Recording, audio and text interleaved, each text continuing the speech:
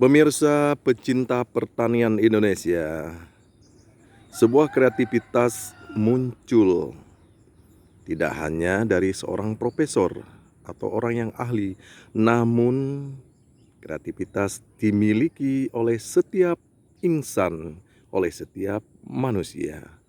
Termasuk juga salah seorangnya adalah Bapak Ramli Idrus atau RI.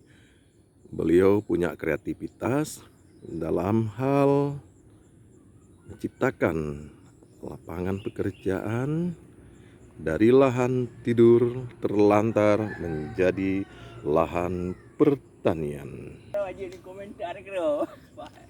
Dari mana Pak idenya dan?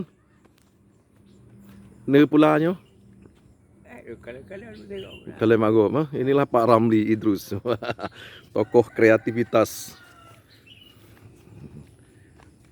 Lahan terlantar. Nah, di sini ada juga untuk peternakan.